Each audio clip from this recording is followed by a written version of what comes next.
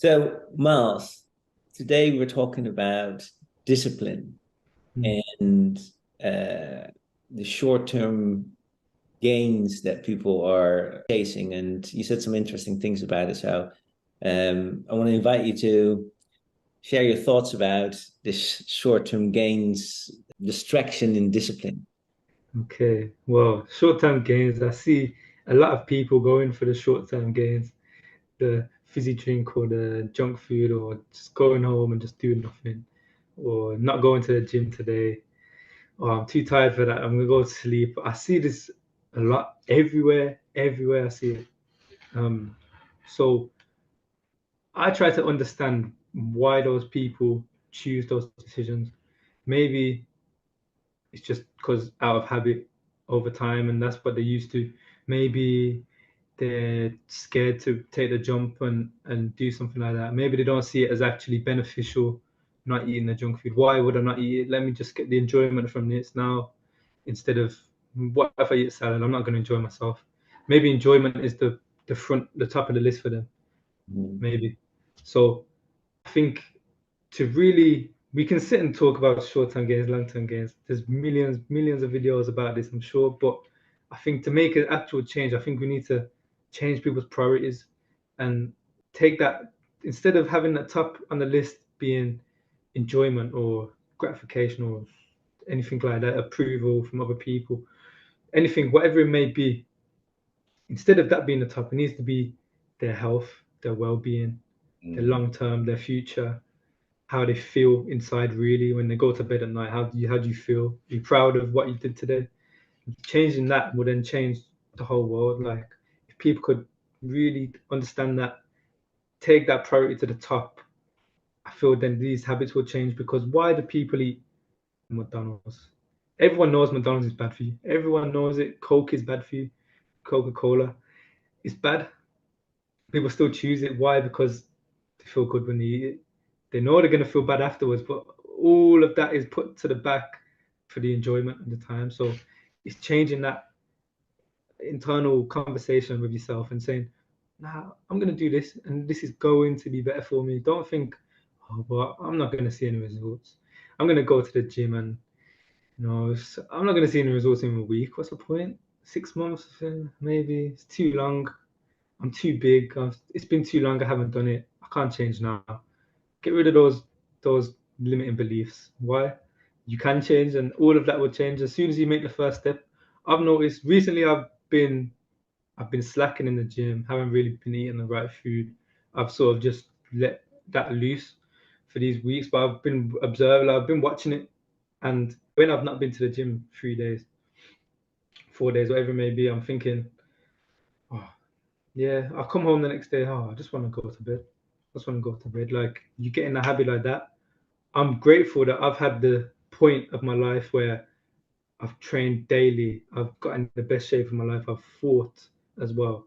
So I've had that experience. I know that these thoughts now in my head that are saying, no, just go home, go to bed, eat that junk food.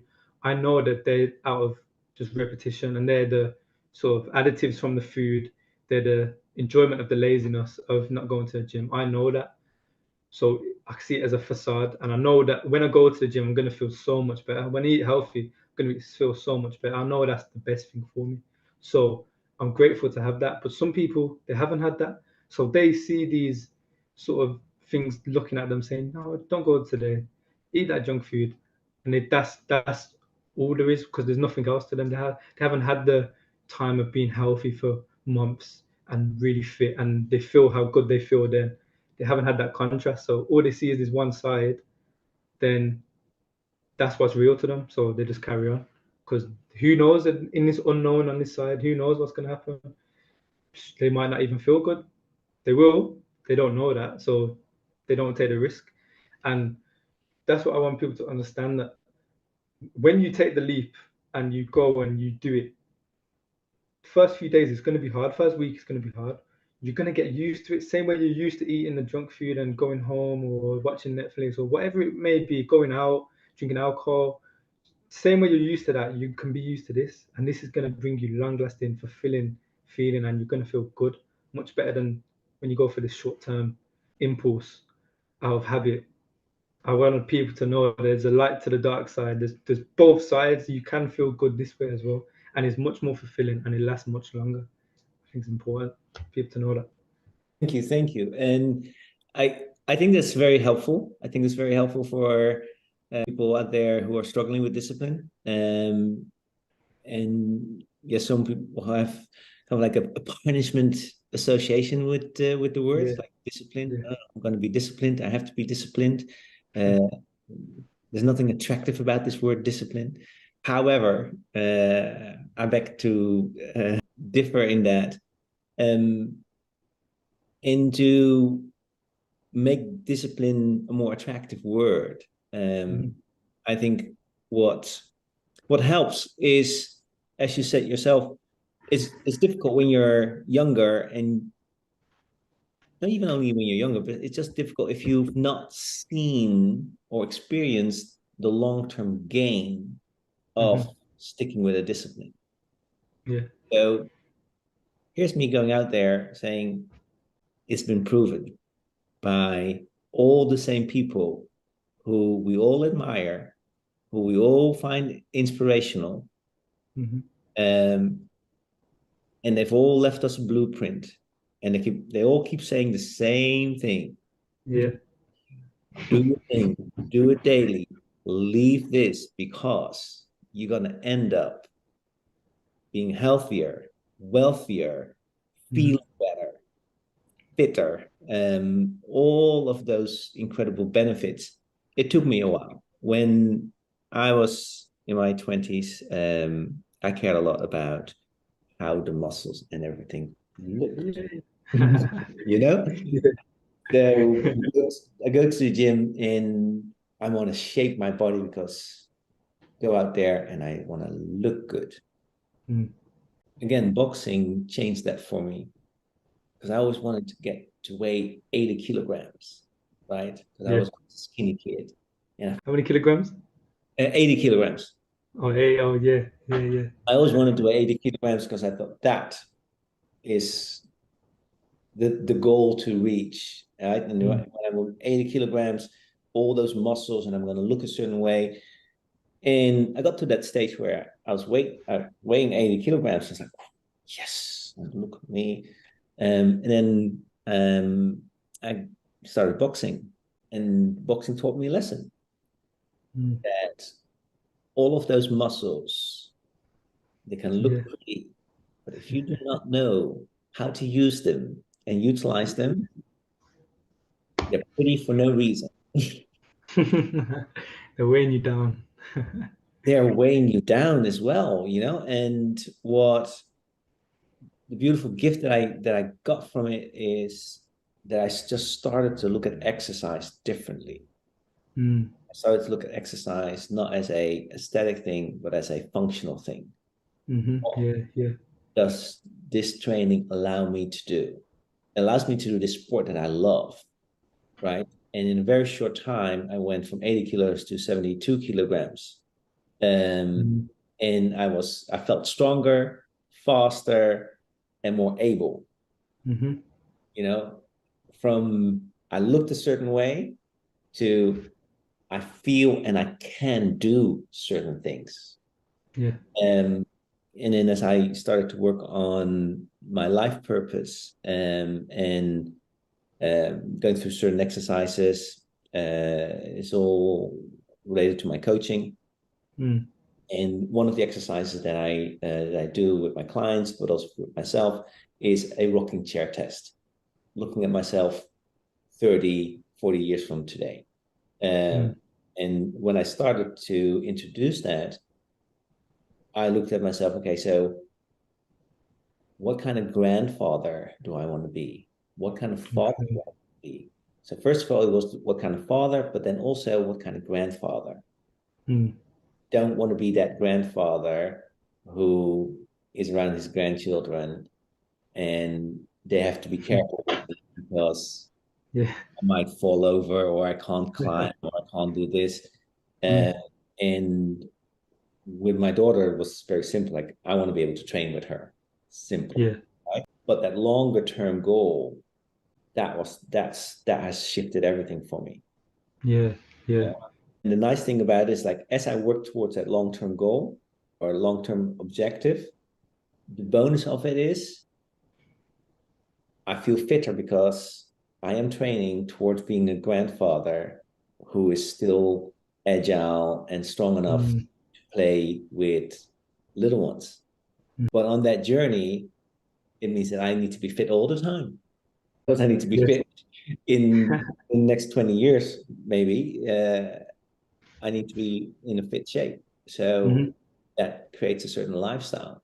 One of the things that inspired me so much, there was this gala where they were honoring Muhammad Ali, and they brought out some old fighters Mm. and these old boxers in their tuxedo, and there was this massive staircase to see this man in his late 60s Yeah.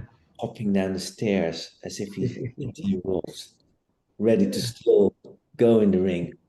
And oh, that's me. I want to be Mm. that guy in Yeah. his socks, still on his light on his feet. And if I want to be that guy, then this guy knows what he needs to do, Yeah. Yeah. Exactly. you know? And then that Exactly. will come with all kinds of present benefits. But Hmm. to have that long-term goal of knowing that if I live this lifestyle and I'm not seeking the quick dopamine, if I'm not seeking quick pleasures, if I can confront myself with, oh, I'm being tempted into doing something that is not going to get me twinkling down the stairs like a Yeah. little fairy, pop, pop, pop, pop, because that's what I want. I want that Yeah. more so than the temptation that's being presented to me or the fear that's being presented to me Mm. at the time at the moment. Yeah.